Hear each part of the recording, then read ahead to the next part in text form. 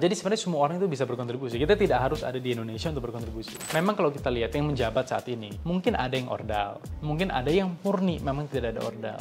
Tapi kalau menurut saya, as long as mereka kompeten, as long as mereka punya kualitas dan mereka bisa perform dan mereka bisa berkontribusi, ya why not? Nah, jadi saya di sini itu penugasan dari Pertamina karena saya diminta oleh Pak Menteri sama Pak Wakil Menteri bantu-bantu untuk pekerjaan-pekerjaan yang ada di Kementerian ESDM. Pengesahan Undang-Undang Minerba itu melibatkan perguruan tinggi, koperasi, organisasi keagamaan. Untuk apa? Untuk bisa mendapatkan hak untuk mengelola tambang misalnya. Lah itu kan apa? Itu kan pro masyarakat. Kita ingin memberikan kesempatan buat masyarakat supaya masyarakat mendapatkan benefit. Benar nggak sih? Dengar-dengar katanya orang-orang PA atau tenaga ahli itu lebih pintar daripada menterinya. Boys, the happiest people in the world, they make the most out of what they have. Jadi apa yang mereka miliki, mereka maksimalkan.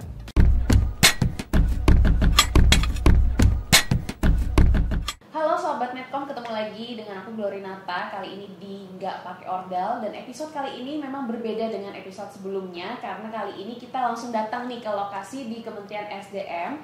Dan ada tamu spesial, ini orang bukan sembarangan, tapi masih muda ya. Meskipun sudah melalang buana ke luar negeri, terus berkarir juga di sektor energi, tapi Kak Satya Hanggayuda ini lebih memilih untuk pulang ke Indonesia dan berkarir di sini untuk membangun negeri tercinta. Terima kasih sudah menerima kami di ruangan Kak Satya di Kementerian SDM. Jadi Kak Satya Hanggayuda ini adalah tenaga ahli dari Pak Bahlil ya, dari Menteri SDM. Benar. Nah, kita langsung aja bincang-bincang ya Kak. Nah, kenapa sih Kak bisa terjun ke dunia sektor energi? Itu kan sesuatu yang kayaknya tidak disukai oleh anak-anak muda ya, kayaknya nih ya.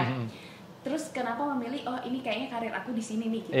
Iya. Jadi mungkin sedikit cerita ya tentang kenapa saya memilih untuk terjun ya di dunia energi dan juga lingkungan hidup. Ini tahun 2010, udah 15 tahun yang lalu ya. Itu saya menonton sebuah dokumenter namanya An Inconvenient Truth by Al Gore. Al Gore itu mantan wakil presiden Amerika. Nah, disitulah beliau bercerita tentang fenomena yang namanya pemanasan global, perubahan iklim. Gitu. Dari 10 tahun yang lalu udah nggak dengan... Iya, dari 15 tahun yang lalu udah cukup lama. Udah cukup lama. 15 tahun yang lalu saya menonton sebuah dokumenter di mana di dokumenter itu menjelaskan mengenai fenomena global warming dan juga climate change. Gitu. Nah, salah satu sektor yang berkontribusi ya terbesar terhadap kenaikan emisi gas rumah kaca yang memang berkontribusi ya terhadap climate change, global warming dan lain-lain itu adalah sektor energi. Gitu. Lah dari situ saya melihat wah sektor energi itu berarti penting gitu, memang harus diperhatikan kalau kita ingin menurunkan emisi gas rumah kaca lah. Setelah itu saya mempelajari kalau di Indonesia yang saya tahu saat itu kan ketergantungan kita terhadap bahan bakar fosil tuh sangat tinggi. Bahkan sampai sekarang masih tinggi. Nah, mau itu batu bara, mau itu minyak, bahkan gas bumi gitu ya, itu masih very dependent. Nah, bagaimana kita bisa menurunkan emisi dari bahan bakar fosil? Itu caranya bagaimana? Ya kita harus beralih kan. Beralih ke sumber energi yang lebih bersih.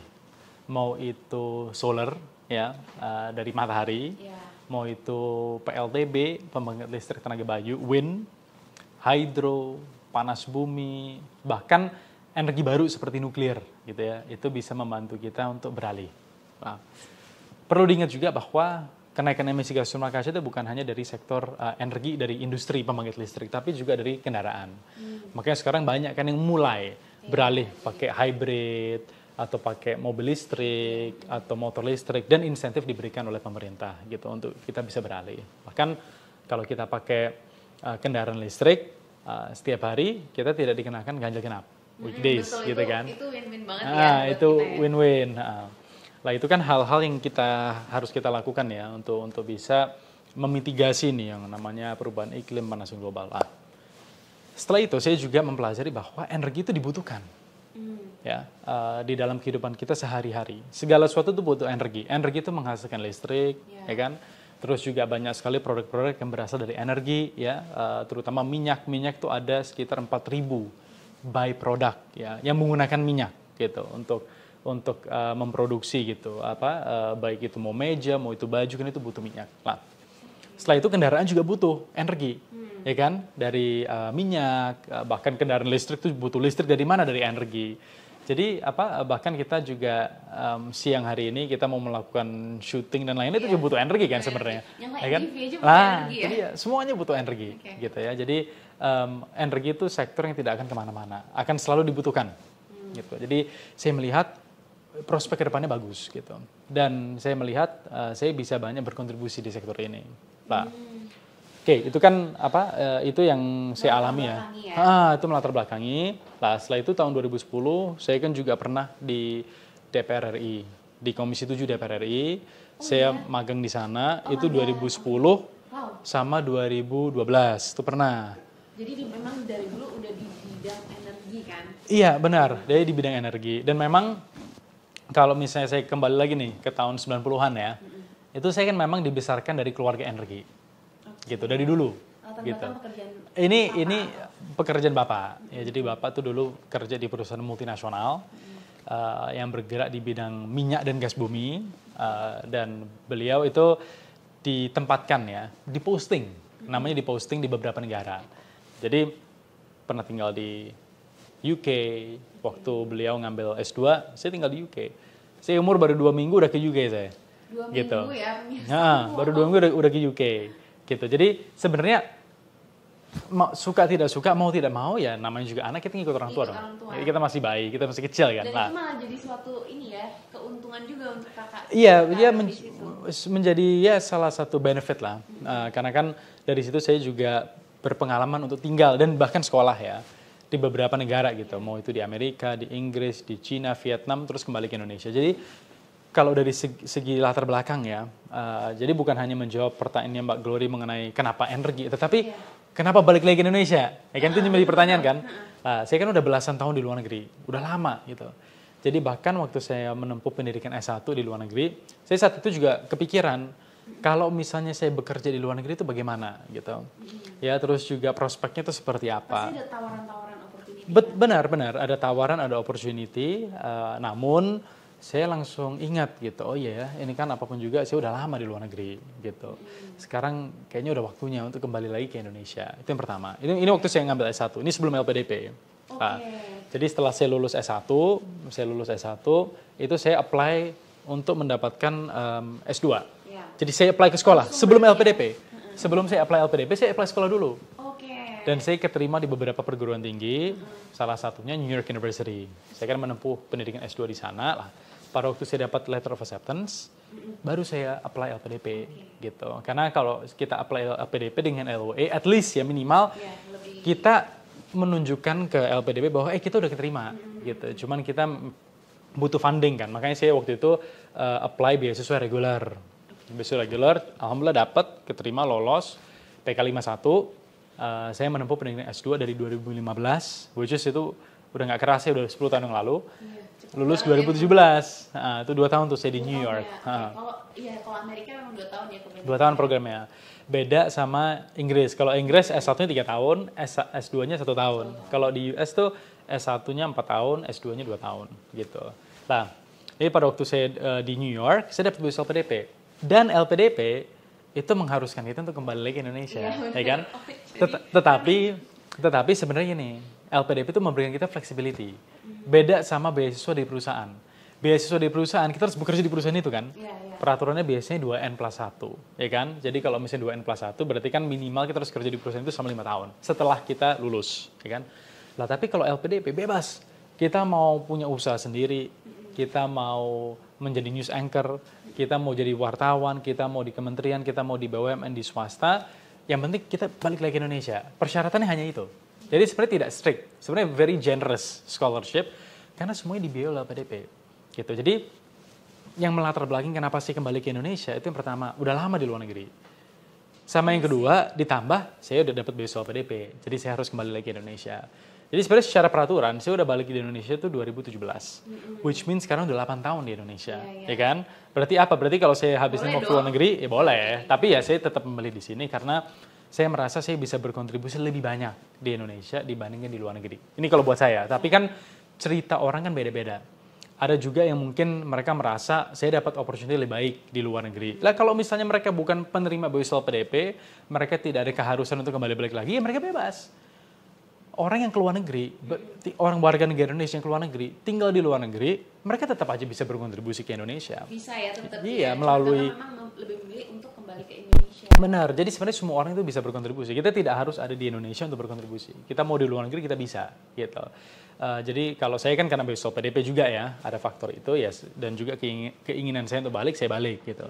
Tapi menurut saya Indonesia diaspora ya, diaspora network itu besar dan mereka melakukan banyak kok. Ya terutama yang mengambil S1 di luar, S2, S3 atau yang jadi dosen atau mereka bekerja di luar, mereka menyebar ke semua gitu. Yang penting apa? Mereka jangan lupa tentang Indonesia gitu. Jadi mereka kan pasti harus ya balik ke Indonesia, terus kalau bisa mereka contribute ya atau menjalin kerjasama, itu kan bisa dilakukan tuh. Iya sih untuk memperluas network. Yes, gitu ya. benar. Nah, kakak kan udah jadi apa sih namanya udah punya S2 nih, master degree.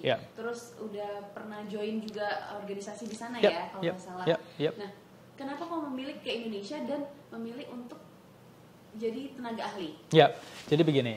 Jadi menjadi tenaga ahli itu melalui proses. Jadi bukan serta-merta balik langsung jadi tenaga ahli. Latar belakang saya di bidang energi ya. Saya udah masuk ya di dalam dunia ini tuh udah sekitar 10 tahun. Dari tahun 2015. S2 saya Energy and Environmental Policy. Itu 2 tahun. Bahkan saya pernah di Pertamina Holding di bagian LNG.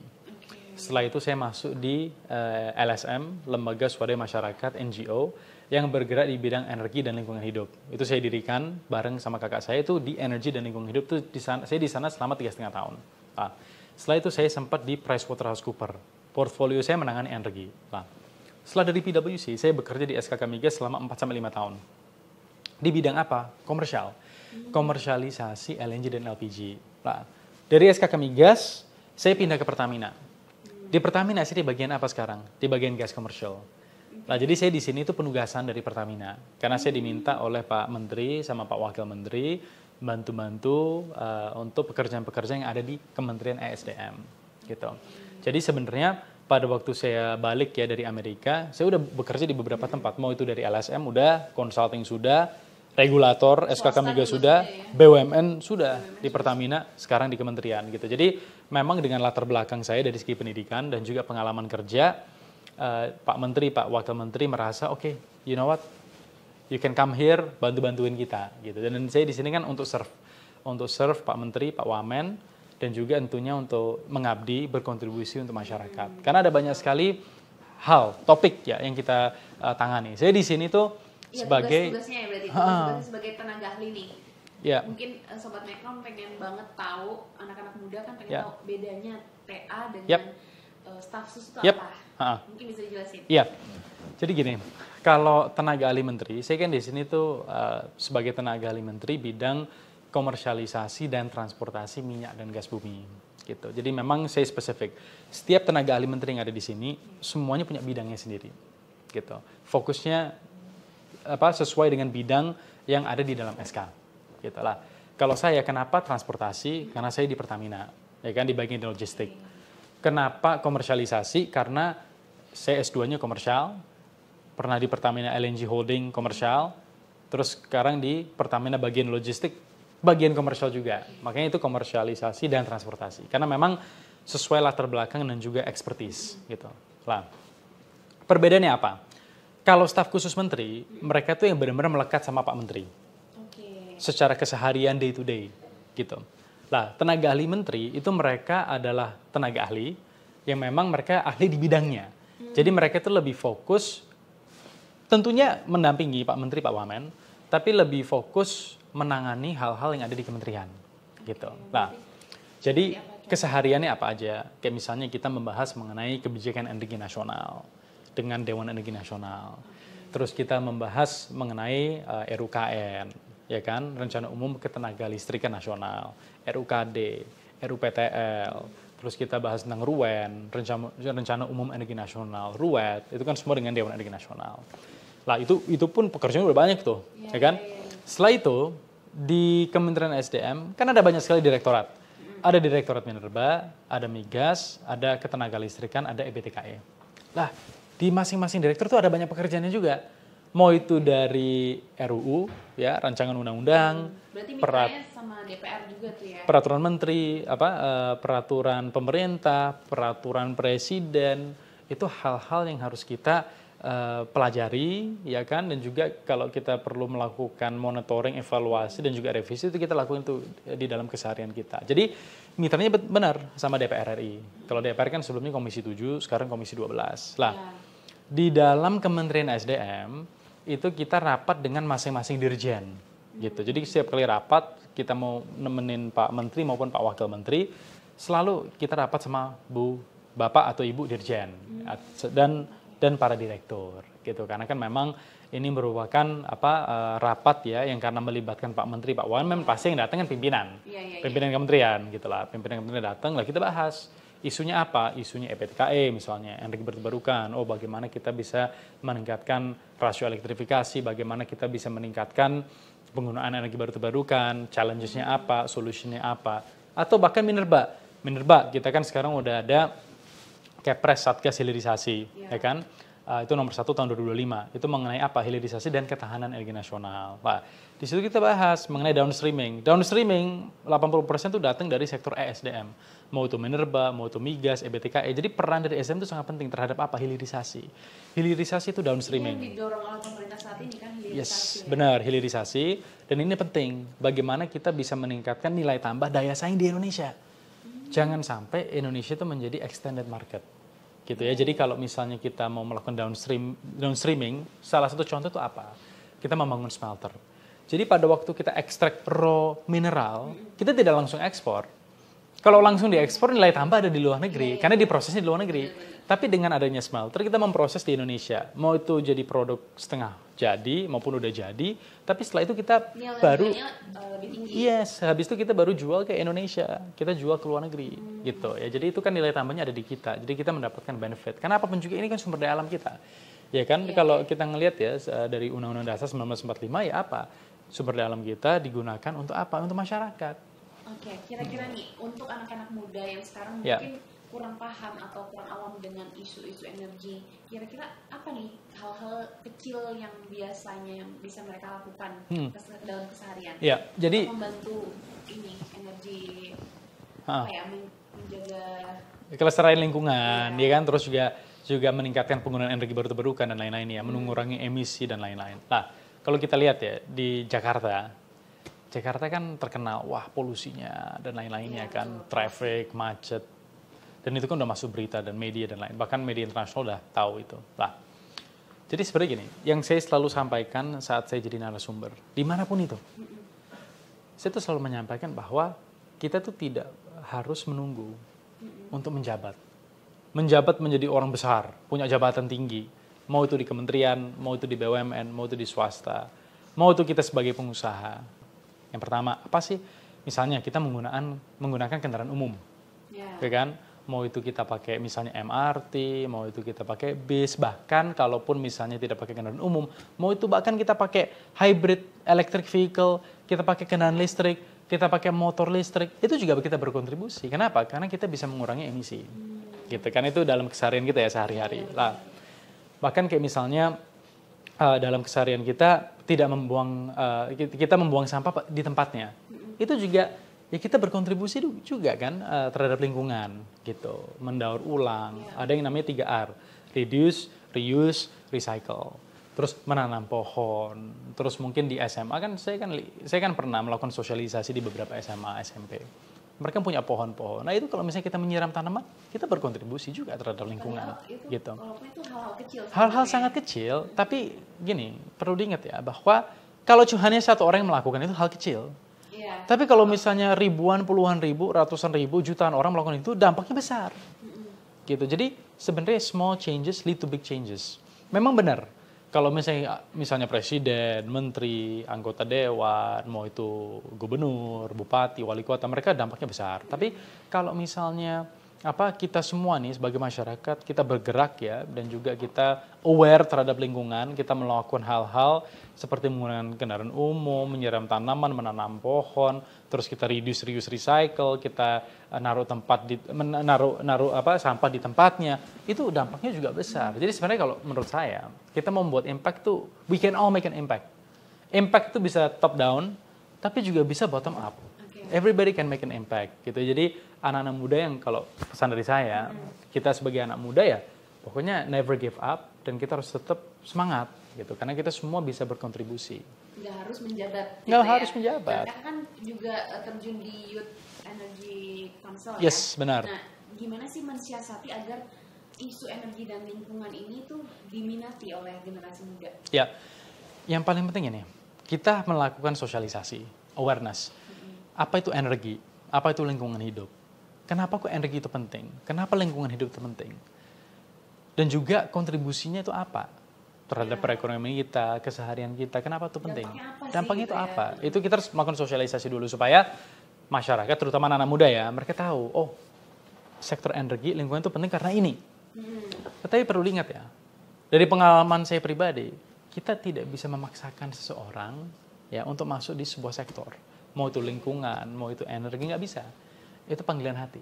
Harus ada ketertarikan. Harus ada ketertarikan. Jadi kalau misalnya kita udah melakukan sosialisasi, mau itu sosialisasi yang kita lakukan via webinar, acara offline, melalui kajian, research, publication, atau kita ketemu, kita ngumpul bareng-bareng sama anak-anak muda, kita melakukan sosialisasi.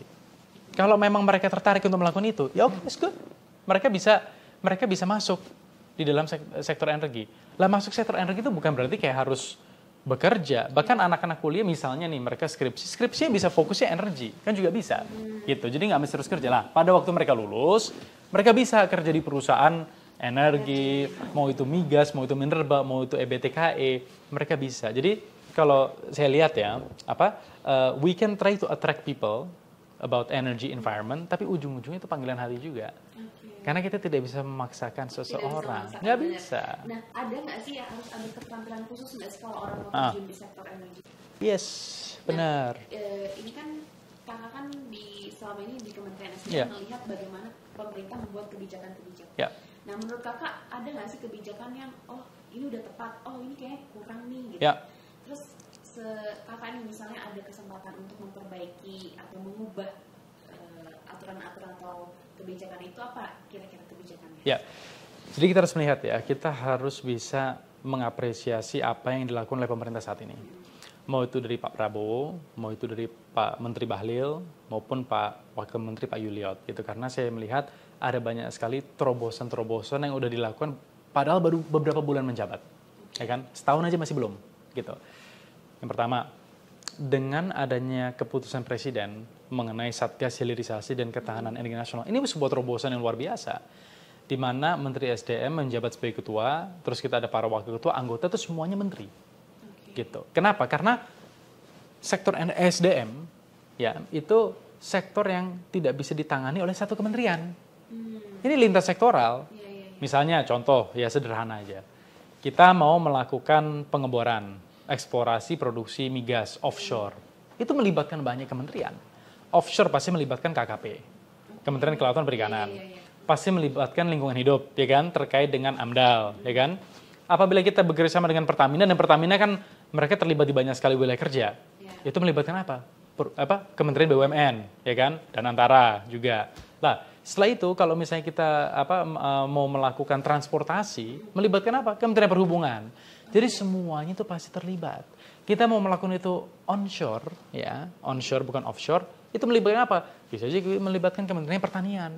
Gitu. Jadi sebenarnya semuanya itu pasti terlibat. Nah, apabila kita ego sektoral, kita hanya berpikir tentang sektor kita tidak bisa menyelesaikan masalah-masalah kita. Di sektor energi, kita mau dapat izin, mau dapat ini harus lintas kementerian. Jadi, the fact that udah ada Kepres Satgas Hilirisasi dan Ketahanan Energi Nasional itu sebuah terobosan pertama. Yang kedua, pengesahan Undang-Undang Minerba. Itu baru disahkan bulan lalu. Lah, itu juga apa? Itu melibatkan perguruan tinggi, koperasi, organisasi keagamaan. Untuk apa? Untuk bisa mendapatkan hak untuk mengelola tambang misalnya. Lah itu kan apa? Itu kan pro masyarakat. Kita ingin memberikan kesempatan buat masyarakat supaya masyarakat mendapatkan benefit. Jadi bukan hanya dikuasai oleh beberapa pengusaha, di monopoli. Lah, tapi semua orang itu mereka juga bisa mendapatkan fair equal treatment gitu lah. Itu yang dilakukan oleh Pak Presiden sama Pak Menteri, Pak Wakil Menteri juga gitu. Jadi perlu diingat itu terobosan-terobosan. Jadi semoga nanti ke depannya kita bisa terus bersinergi lintas kementerian ya untuk bisa mendukung pemerintah gitu, untuk bisa mendukung Astacita, visi misi Kabinet Merah Putih. Yang penting apa? Yang penting dari kementerian, dari Pak Presiden, dari Pak Menteri, Pak Wakil Menteri, semuanya bertujuan untuk apa? Memberikan yang terbaik untuk masyarakat. Iya, oke. Kak, ini mungkin out of topic ya. Yep. Kan juga S1-nya jurusan ekonomi. Yep. Nah, sekarang ini kan barusan ada berita IHSG anjlok. Terus dari bursa saham juga stop perdagangan. Yep. Nah, gimana menurut Kakak melihat fenomena ini saat ini? Ya, gini. Kalau kita berbicara mengenai stock market ya, kan saya juga mempelajari stock market. Lah, stock market ini kan fluktuatif, naik turun. Mau itu stock market, mau itu kripto, sama aja. Ini fluktuatif. It's a cycle, it's a pattern. Dan saham sama kripto itu tergantung apa? Tergantung environment. Tergantung apa sih yang terjadi saat ini, what's going on, ya perusahaan-perusahaan dan lain-lainnya. Bahkan faktor geopolitik, faktor politik itu mempengaruhi juga, ya. Jadi kalau saya lihat ini sesuatu fenomena yang memang kita udah pernah mengalami juga sebelumnya. Ini bukan pertama kali, gitu lah. Nah, tapi yang kita harapkan ke depannya, terutama kalau di sektor SDM, kita berharap bahwa industri bisa berkembang. Mau itu migas, mau itu minerba, mau itu EBET, dan lain-lainnya. Lah, supaya apa? Supaya nanti ke depannya, apabila BUMN-BUMN yang bergerak di SDM itu mereka berkembang ya dari segi profitability, performance, dan lain-lainnya. Ini aku udah kurang lebih 25 menit ngobrol sama Kak Hangga ya, panggilannya Kak Hangga. Nah, aku sih kayak berasa kuliah 1-2 SKS lah ya. Nah, bener gak sih ini kita cair lagi ya Kak? Bener gak sih dengar-dengar katanya orang-orang TA atau tenaga ahli itu lebih pintar daripada menterinya? Bener gak itu? Nggak, gini loh. Kita itu di sini tuh untuk serving kepada menteri, wakil menteri, membantu. Serving otomatis kan kita semua serving kepada presiden. Dan yang paling penting apa? Kita semua mengabdi kepada masyarakat. Lah, bukan hanya di kementerian. Di semua tempat, mau itu di swasta, mau itu di BUMN, mau itu di perusahaan-perusahaan yang startup dan lain-lainnya. Itu mereka pasti punya tim.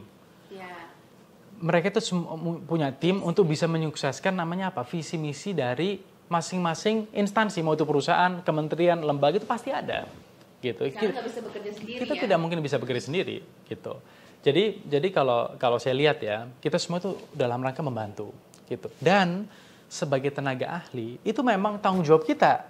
Itu tanggung jawab kita untuk mengetahui teknis detail gitu. Jadi memang kita harus pelajari betul secara detail gitu ya. Jadi tetapi yang saya lihat ya di SDM, saya tidak bisa komentar tentang kementerian lembaga lainnya gitu ya. Tapi kalau di SDM saya melihat dari Pak Menteri, Pak Wamen, mereka itu mempelajari detail. Mereka mempelajari teknis. Jadi walaupun kita sebagai tenaga ahli, kita mempelajari teknis, mereka juga melakukan hal yang sama. Betul. Jadi dari pengalaman saya berbicara dengan Pak Menteri, saya melihat beliau memimpin rapat. Saya melihat Pak Wakil Menteri memimpin rapat. Ini mereka mempelajari betul. Jadi saya lihat ini dua. Memang bukan bidangnya gitu kan? Iya, jadi kalau saya lihat gini lah, namanya politik ya, kan kita kan juga mengabdi buat negara gitu. Jadi memang kalau kita lihat ya dari segi latar belakang pendidikan dan lain-lainnya ya, kita lihat itu semua kementerian, mau itu menteri wamen, tidak semuanya punya latar belakang atau major yang memang sesuai dengan kementeriannya. Nggak semuanya gitu. Ada juga yang memang pas, cocok. Wah, memang kamu di kementerian yang cocok gitu. Tapi ada juga yang tidak lah. Tapi itulah dinamika politik gitu ya. Jadi kan itu kan juga menjadi hak prerogatif presiden dan presiden telah memilih, kita menghormati itu. Jadi bagaimana kita sekarang bisa bekerja sama satu sama lain ya untuk bisa mencapai visi misi kita bersama-sama gitu ya. Jadi kalau sebagai tenaga ahli menteri kita harus bisa memahami, mendalami teknis itu penting gitu ya. Jadi dimanapun itu. Tugasnya membantu menteri. Yes, itu makanya namanya kan tenaga ahli, gitu. Ahli di bidangnya, gitu ya. Jadi yang ahli di bidangnya harus apa? Harus tahu teknis. Gitu. Nah selama kurang lebih 15 tahun mulai kuliah sampai berkarir di swasta dan kementerian ini, nah kira-kira ada nggak sih yang orang ngomong kayak, oh itu pasti karena ada ordernya gitu. Ah. Nah, gimana kakak menanggapi omongan-omongan Ya, itu? jadi gini, kalau saya lihat ini, anak muda yang misalnya punya prestasi, terus anak muda yang diberikan kesempatan lah, amanah. Karena kan ujung-ujungnya kan ini amanah yang diberikan, gitu ya. Dan saya selalu percaya bahwa setiap masa itu ada pemimpinnya, setiap pemimpin itu ada masanya. Oke, ya. itu benar tuh, bagus tuh. Itu dan selalu ada yang namanya proses regenerasi. Nah, belum tentu ya semua masyarakat itu senang melihat anak muda yang mungkin punya prestasi, yang mungkin mereka diberikan amanah. Tidak semuanya senang. Kalau saya pribadi, saya senang. Saya senang melihat teman-teman saya misalnya yang anak-anak muda, misalnya mereka menjabat di eksekutif, jadi staf khusus menteri, jadi tenaga ahli menteri, jadi deputi muda, atau bahkan di legislatif sebagai anggota DPR RI. Saya itu senang karena saya melihat setiap orang kan diberikan amanah yang beda-beda, gitu kan. Setiap orang itu pasti ada jalannya sendiri, gitu. Jadi kalau saya sendiri, itu saya selalu fokus dengan kehidupan saya sendiri. Kehidupan saya sendiri, visi misi saya melihat orang lain, misalnya mereka bisa mencapai, saya senang dan saya support, gitu. Tapi saya hanya fokus di saya sendiri, gitu. Jadi kalau saya sih gini, apabila kita ingin menjadi generasi yang maju, ya kita harus bisa saling support satu sama lain, gitu. Nah, kalau misalnya kita mengkritisi dan lain-lain, ya, bagaimana kita bisa mau jadi negara yang maju, jadi generasi yang maju, gitu. Jadi kalau misalnya ada yang misalnya berpikir seperti itu, kalau dari saya ya, memang kalau kita lihat yang menjabat saat ini, mungkin ada yang ordal, mungkin ada yang murni, memang tidak ada ordal. Tapi kalau menurut saya, as long as mereka kompeten, as long as mereka punya kualitas, dan mereka bisa perform, dan mereka bisa berkontribusi, ya why not? Kenapa tidak? Gitu ya. Jadi yang saya tidak bisa terima, ya, yang mungkin kurang cocok, itu kalau misalnya yang tadi disampaikan ordal, tapi dia juga tidak perform. Ya kan? Nah, kalau harus diimbangi, ada ordal, nggak apa-apa, tapi sesuai juga dengan potensi dan kapasitas diri. Kapasitas gitu diri, iya. Lebih banyak loh, maksudnya yang mau ordal maupun tidak ordal, anak-anak muda misalnya mereka kontribusinya banyak gitu. Kalau misalnya mereka kontribusinya banyak, terobosannya banyak, ya kan menguntungkan itu semua orang juga kan ujung-ujungnya. Fokus sama pengembangan diri. Nah, pengembangan diri benar. Oke, Kak, ini aku ada rapid question. Rapid question, jadi aku ngasih pertanyaan, si kakak pilih secara cepat. Ya. Ada 5. Oke. Yang pertama ya, startup energi atau kerja di pemerintahan? Kerja di pemerintahan. Kenapa? Oke. Saya kira ini rapid question ya. Jadi saya kira absurd question. Tapi ini, kerja di pemerintahan kenapa? Karena memang dari dulu saya itu selalu passionate dengan pemerintahan. Gitu. Karena memang saya udah terjun langsung terlibat langsung berkecimpung di dunia politik ya. Pemerintah udah cukup lama gitu. Walaupun saya memang tidak terafiliasi misalnya dengan partai politik gitu kan. Saya kan di SKK Migas, di BUMN kan memang kita netral ya. Tetapi saya itu tertarik gitu dengan dinamika politik. Misalnya presiden, para kabinet menteri, terus juga DPR RI gitu. Jadi memang dari dulu, namun saya itu selalu berpikir sebagai anak muda, saya sebaiknya profesional gitu. Karena sebagai profesional kita bisa lebih neutral, ya kan? Dan kita bisa lebih fleksibel, bisa kemana-mana gitu ya. Jadi walaupun misalnya ada anggota keluarga yang memang terafiliasi dengan partai politik, tapi kalau saya itu milih profesional. Dan dikarenakan saya senang politik, pemerintahan lah, dari situlah saya selalu punya passion, saya ingin kerja di BUMN, ingin kerja di pemerintahan gitu. Jadi banyak nih anak-anak muda yang kemarin daftar BUMN ya. Iya banyak kan, itu kan baru dibuka itu kemarin pendaftarannya. Lah itu makanya saya milih pemerintahan over startup. Oke, siap. Lebih sulit meyakinkan investor atau meyakinkan masyarakat soal energi terbarukan? Ya, meyakinkan masyarakat. Kenapa? Karena kalau investor itu berpikirnya apa? Yang paling penting, karena mereka bisnisnya. Jadi kita harus melihat dari segi aspek bisnis juga, gitu. Jadi kita harus fair. Kalau dari segi aspek bisnis, dari aspek profitability, apabila mereka melihat ada kepastian, ya, dari segi investment rate of return, terus juga mereka bisa mendapatkan financing dari bank misalnya dengan suku bunga yang rendah. Terus mereka juga melihat, oh ini prospek misalnya kalau migas 5-10 tahun ke depan, wah ini kita bisa nih, kita bisa submit POD, dapat persetujuan, kita bisa melakukan pre-FEED, FEED, FID, produksi dan lain-lainnya, itu bisa, oke. Kalau misalnya EBT itu prosesnya mungkin lebih cepat ya, terutama kalau PLTS maupun PLTB gitu dibandingkan migas. Minerba juga bisa lebih cepat dibandingkan migas gitu. Apabila mereka bisa dapat kepastian itu dan kepastian hukum dari segi peraturan perundang-undangan. Kalau memang itu mereka merasa bahwa ini bermanfaat untuk kita bisa convince investor. Kalau masyarakat, on the other hand, kan kita harus melihat gini, masyarakat itu latar belakangnya beda-beda. Ada yang memang berkecimpung membidangi energi, mereka memahami isu-isu yang terjadi gitu. Ada juga yang mungkin orang awam. Dan kita tidak nyalahin gitu. Karena apa namanya masyarakat ada yang expert di satu bidang, mungkin bidang lainnya mereka bukan expert gitu lah. Jadi kalau untuk bahan pokok ya, seperti apa? Seperti minyak, LPG, seperti listrik, itu kan isu-isu yang cukup sensitif gitu ya. Jadi kalau misalnya terjadi sesuatu ya yang mungkin kurang menguntungkan, mau itu bahkan kecil aja. Misalnya nih, sebagai contoh subsidi BBM, tiba-tiba kita mengurangi subsidinya sedikit, mungkin per liter kita kurangin Rp1.000 misalnya, gitu. Tapi masyarakat udah bisa langsung demo. Benar. Belum apa-apa langsung demo. Yang gitu. kayak kemarin ini juga kayak di Pertamina yes, itu yang benar. soal ron-ron itu. Yes, benar. Gimana Pak menanggapinya? Lah, jadi gini, kalau kita lihat ya, kita kan harus menghormati proses hukum. Ya. Jadi apabila memang dari 2018 2023 tata kelola minyak mentah itu memang terjadi ya yang namanya permainan ya.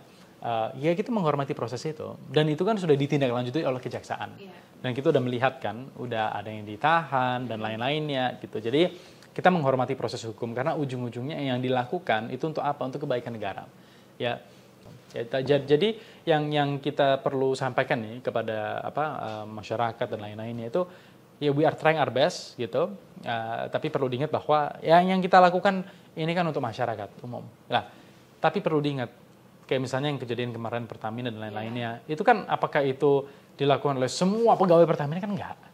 Ya kan, kalau semua ya semuanya ditangkap. Gitu kan. Buktinya kan cuma oknumnya aja gitu ya. Jadi kalau menurut saya sih gini, oke, itu telah terjadi. Kita berharap ke depannya itu tidak akan terjadi lagi. Makanya saya mengapresiasi yang dilakukan oleh Presiden, yang ditindaklanjuti oleh Kejaksaan. Apa yang mereka lakukan, mereka ingin membersihkan, ya kita menghormati itu. Kita berharap ke depannya ya itu jangan sampai itu terjadi lagi. Itu yang paling penting. Jadi memang lebih susah meyakinkan masyarakat dibanding investor ya? Benar. Oke, kota mana di dunia ini yang menurut Anda paling sukses dalam transisi energi? Ya, kalau saya lihat ya, dari pengalaman saya, kan saya memang sering ikut kunjungan kerja delegasi Republik Indonesia. Itu saya mungkin udah sekitar 40 negara lah, saya udah travel, Pak. Saya lihat ya, kota-kota yang paling sukses transisi energi ke EBT itu kota-kota di Eropa. Seperti apa? Seperti Denmark, Copenhagen. Itu Denmark. Itu mereka itu dan juga ada Copenhagen, ada juga sebenarnya ada juga Reykjavik, Iceland. Mereka 99,5% listrik itu dari EBT. 99% itu dari mana? Panas bumi. 0,5% itu dari hydroelectricity. Kalau di Denmark itu mayoritas banyak sekali dari wind. Wind ada, solar ada. Jadi saya lihat kota-kota di Eropa, terutama di Denmark, Copenhagen itu, setiap hari banyak orang naik. Misalnya mereka naik sepeda, mereka jalan, kendaraan umumnya udah terintegrasi dan lain-lainnya. Terus juga di sana ada banyak sekali PLTB, PLTS, energi baru terbarukan, dan ada banyak sekali insentif yang diberikan. Itu seperti feed-in tariff gitu ya. Nah, jadi hal-hal seperti itu yang menurut saya itu membuat negara dan juga kota seperti Copenhagen itu sangat berkembang di EBT. Gitu. Dan kelihatan karena dari langitnya udara itu bersih. Gitu. Kalau di sini memang agak berfogging gitu. Iya, agak sedikit fogging ya. Gitu ya. Jadi kalau menurut saya sih kota-kota seperti Denmark, Copenhagen itu bisa seperti itu karena apa? Karena mereka udah berkembang, ya kan bahkan mereka sekarang udah jadi negara kota yang maju ya.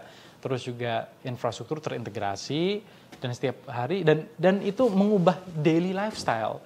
Ya, karena setiap hari kita jalan, kita naik kendaraan umum, ya udah pada waktu kita ngelihat mobil kita udah malas, mendingan kita naik sepeda aja deh, mendingan kita jalan kaki aja, mendingan naik kereta aja deh gitu loh, ngapain naik mobil. Gitu. Jadi ya itu udah menjadi lifestyle. Makanya saya melihat ya, kan saya juga sering sekali olahraga. Ya, saya lari. Nah, boleh nih selipin satu pertanyaan, kira-kira me time-nya apa sih Kak? Di tengah kesibukan. Ya, jadi di tengah kesibukan saya itu selalu berusaha setiap hari olahraga, every single day. Saya itu hari istirahat ya, benar-benar nggak olahraga itu cuma 1 hari atau maksimal 2 hari dalam 1 minggu. Gitu. Jadi saya olahraganya macam-macam. Jadi nggak mesti suatu olahraga. Jadi bisa berenang, bisa saya sepedaan, atau bahkan saya lari atau nge-gym. Yang aku gitu. lihat di story-nya, katakan lari. Lari,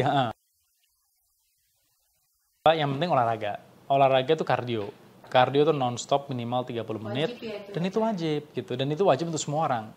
Kita lihat banyak sekali anak-anak muda yang wah mereka kolesterolnya tinggi, gula darah tinggi, belum apa-apa mereka udah sakit ini, sakit asam urat, udah sakit ini, sakit itu. Padahal sebenarnya kalau saya lihat itu karena apa? Konsumsi makanan. Karena apa? 80% itu konsumsi makanan, bukan olahraga loh. Kita bisa nggak olahraga, kita makan sehat, kita bisa hidup sehat ke depannya. Olahraga itu cuma 20%. Kita bisa olahraga setiap hari, tapi setiap hari mau kita sikat terus dengan makanan gorengan, dengan kambing, dengan junk food, ya nggak ada artinya olahraga. Olahraga is just 20%. 80% itu pola makan. Jadi kalau menurut saya gini, kalau untuk me time pasti itu olahraga, ya kan? Sama yang kedua, kalau misalnya weekend memang lagi ada waktu, saya suka nonton Netflix. Ya kan, mungkin dulu waktu SMP SMA kan kita ke 21 ini sebelum ada Netflix dulu. Ya itu udah belasan tahun yang lalu. Lah, tapi kalau sekarang kan ada Netflix, kita nonton Netflix gitu kan, atau enggak spend time sama keluarga. Kalau kita umurnya, kan saya udah kepala 3, umur 30-an. Mungkin beda, kalau dulu kan mungkin sering nongkrong ya sama teman-teman, hangout gini-gini. Sekarang kalau udah umur 30 sekian udah nggak terlalu. Kenapa? Karena semua orang tuh udah fokus dengan kehidupan masing-masing. Mereka mau fokus dengan istri, anak, keluarga, dan lain-lainnya gitu. Jadi kalau saya sih me time-nya lebih olahraga, nonton Netflix sama keluarga, kadang sama teman-teman, tapi lebih fokusnya sih me time-nya sih lebih ke olahraga saya. Olahraga ya? Ya. Oke. Kita lanjut, satu kata yang menggambarkan masa depan energi di Indonesia. Bersih. Bersih. Bersih kenapa? Karena kita lihat kan kita bertransisi sini ke energi bersih. Energi bersih itu apa aja? Solar, wind, hydro, geothermal. Dan masa depan kita, mau itu 5 tahun, 10 tahun ke depan, kita bertransisi ke energi bersih. Itulah istilah dari energi bersih. Dan itu memang target kita. Bersih. Kalau satu kata ya, satu kata aja ya bersih. Oke, bersih. Jika bisa membuat kebijakan energi tanpa debat, apa kebijakan pertama yang akan kamu tetapkan? Ya. Kebijakan yang menurut saya yang paling penting ya, itu kalau hanya satu kebijakan nih, kebijakan energi nasional itu penting. Karena kebijakan energi nasional itu menjadi acuan buat semua perusahaan, semua kementerian lembaga mengacu kepada kebijakan energi nasional. Mereka lah yang menetapkan roadmap ke depannya mau kemana. Berapa persen EBT, berapa persen mau itu batu bara, minyak, gas, dan juga target kita tuh kemana ke depannya. Itu menurut saya itu kebijakan yang paling penting. Dan itu menjadi roadmap lah untuk semua sektor, lintas kementerian, lembaga, mau itu swasta, BUMN, startup. Jadi kalau menurut saya sih yang paling penting kebijakan ya, itu kebijakan yang nasional. Oke, sip. Kali ini anak-anak muda udah mulai dilibatkan juga ya di beberapa sektor kementerian, dan gimana kakak melihat ada?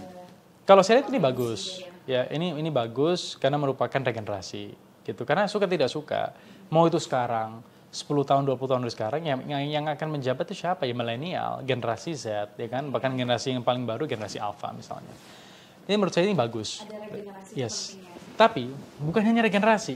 Kalau buat saya sih gini, mau itu anak muda, mau itu udah generasi senior, yang paling penting apa? Kontribusi. Kontribusi kita tuh apa? Kita mau anak muda, wah ini regenerasi bagus. Kalau nggak ada kontribusi, nggak ada artinya. Kita mau, wah ini generasi senior, kita umur udah 50, 60 sekian, tapi nggak ada kontribusi, nggak ada artinya juga. Jadi menurut saya itu bukan umur. Menurut saya itu paling penting kontribusi. Jadi saya ngelihat anak-anak muda, saya seneng. Asalkan apa? Mereka kontribusinya jelas. Dan ada, iya. Kak, waktu me time suka baca nggak sih? Kira-kira satu buku yang perlu, kayaknya ini bagus nih untuk menginspirasi anak-anak muda. Ya. Jadi gini, semenjak teknologi ya, semenjak globalisasi teknologi dan lain-lain. Dulu, waktu mungkin awal-awal tahun 2000-an, 2005, 2006, 2010, saya sering baca buku. Karena kan mungkin dari segi gadget dan lain-lain ini kan mungkin masih belum masif seperti sekarang ya. Nah, sering tuh baca-baca buku, novel. Sekarang saya lebih sering baca-baca artikel. Tetapi, kalau saya lihat dari masa lalu ya, satu buku yang menurut saya bagus, dan mungkin baik ya untuk dibaca, itu namanya ada satu, namanya Think and Grow Rich by Napoleon Hill. Nah, itu beliau tuh menceritakan mengenai bagaimana kita tuh harus ada desire, ada persistence, never giving up, taking responsibility for our action. Dan juga sebagai anak muda kita berpikir tentang masa depan kita, visi misi kita. Itu buku, kan orang kan biasanya kalau baca buku, wah 1 hari tiba-tiba selesai, 2 hari selesai. Enggak, ini tuh buku tentang apa? Tentang kehidupan. Oleh karena itu apa? You read, ya, and then you implement in your life. Jadi ini bukan yang buku yang, oh sehari selesai. Enggak. Ini banyak sekali teori-teori ya pelan-pelan karena harus kita bisa aplikasikan gitu. Bahkan sampai sekarang saya masih mengaplikasikan apa yang saya baca udah mungkin 20 tahun yang lalu gitu sampai sekarang. Nah, jadi itu satu buku yang menurut saya itu bagus.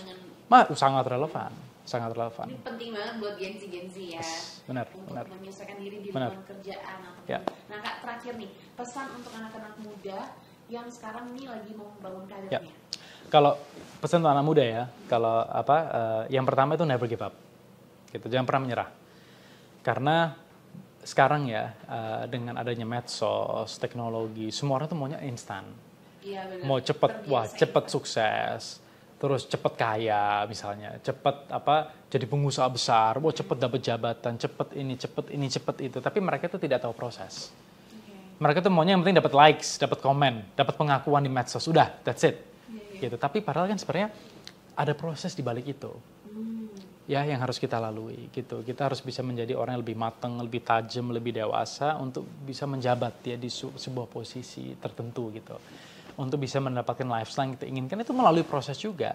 Gitu. Jadi, bangunnya lah ya. Yes, benar. Itu yang nggak dilihat orang ya. Yes, benar. Ya kan, yang orang lihat kan hanya sukses, tapi proses kan mereka tidak lihat. Jadi kalau pesan buat anak-anak muda, never give up. Ya kita harus selalu optimis, semua orang itu punya visi misinya sendiri, semua orang punya rezekinya sendiri, semua orang itu punya amanahnya sendiri gitu kan yang diberikan. Jadi kita harus bisa saling support satu sama lain ya, dan semua orang itu di fase kehidupan yang berbeda-beda. And remember, kita harus fokus dengan diri kita sendiri. Jangan fokus dengan orang lain, focus on yourself. Gitu. Karena sekarang yang terjadi banyak orang yang depresi, banyak orang yang sedih, yang galau, bla bla bla bla bla. Itu kan karena apa? Karena mereka memperbandingkan kehidupan mereka dengan kehidupan orang lain di medsos. Itu masalahnya di situ. Gitu ya. Jadi kalau misalnya kita fokus on ourselves, you will be happy. Karena apa? The happiest people in the world, they make the most out of what they have. Gitu. Jadi apa yang mereka miliki, mereka maksimalkan. Itulah orang-orang yang happy. Wah, ini bagus banget ya pesan-pesannya buat anak-anak Gen Z yang nonton.